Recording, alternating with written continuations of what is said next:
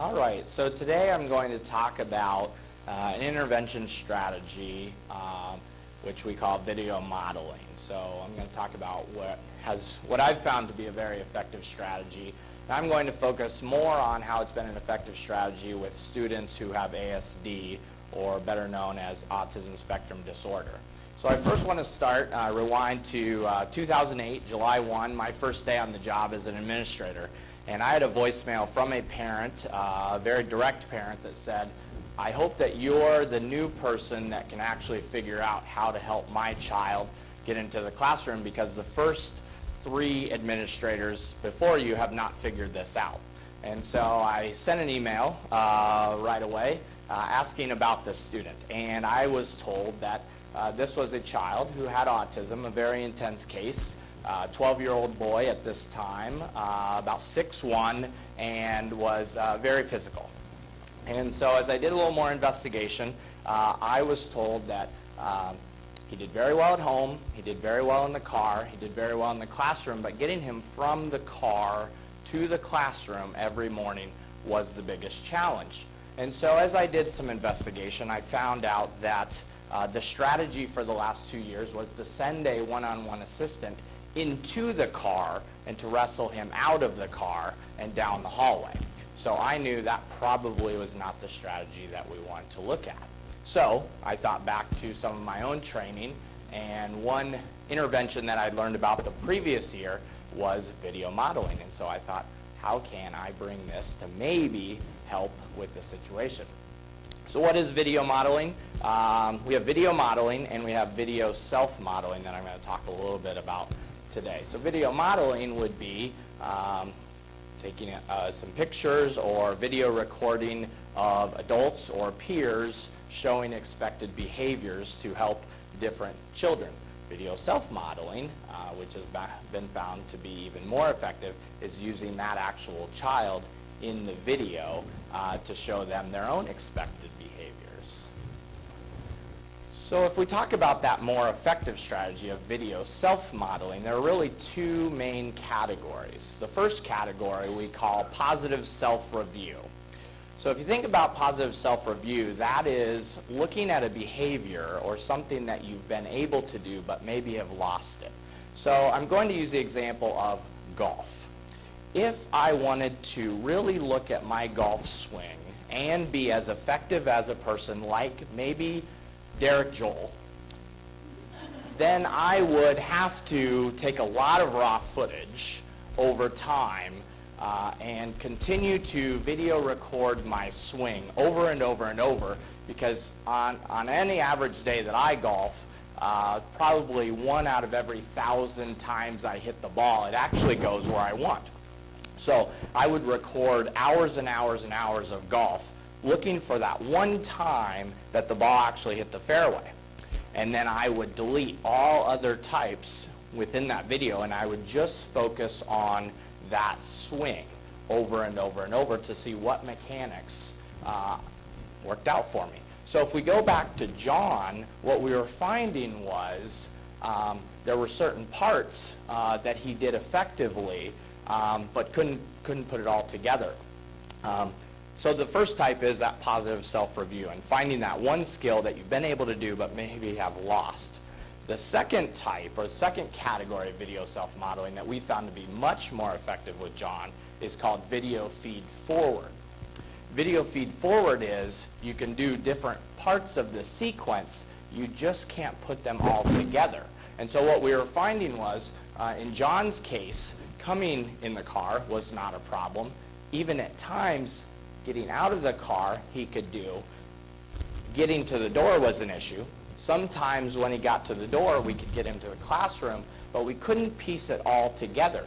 And so with the video feed forward strategy, we were able to take pieces of the sequence that he did well and then splice that video to show him doing it all together.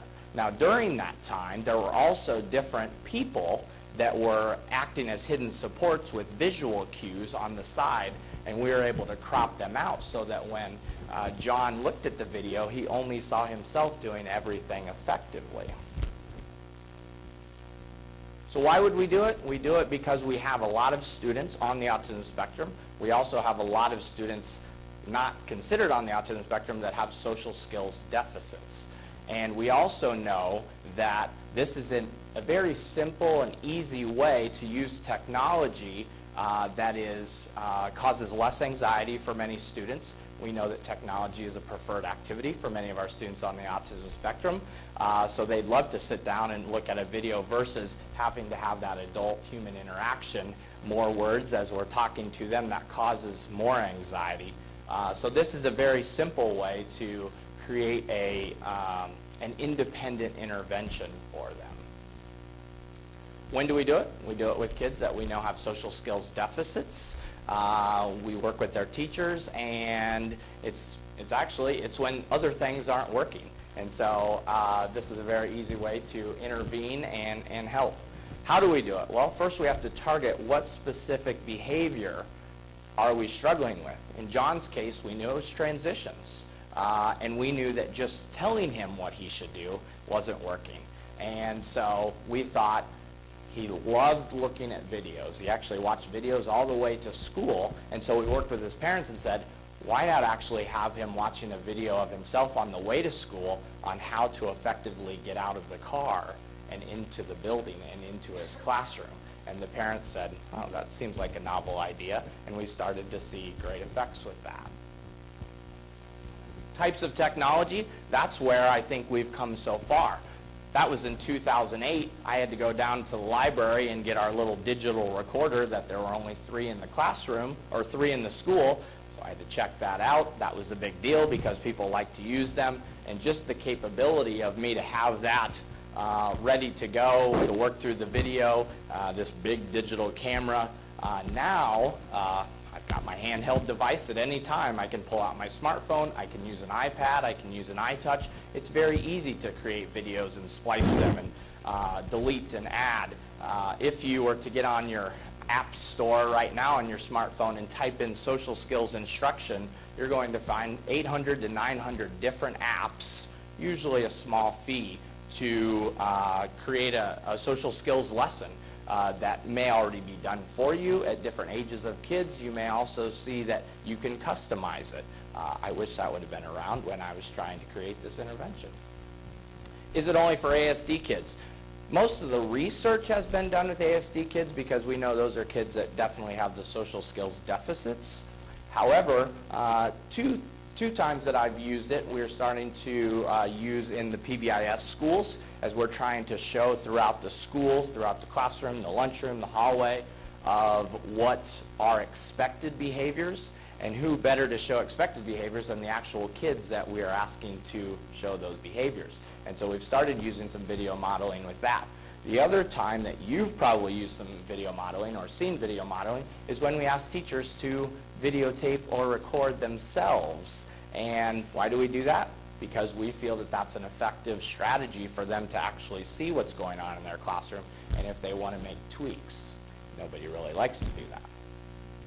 And research-based, Scott Bellini is the conference I went to, has a lot of materials out there about effective video modeling and video self-modeling. And what they've found is in most studies, the video self-modeling is a moderate to high effect of increasing social skills instruction to those students. So hopefully this is a simple and easy and quick intervention that you might be able to use with other students in your schools and classrooms to increase social awareness and social skills deficits. Thank you.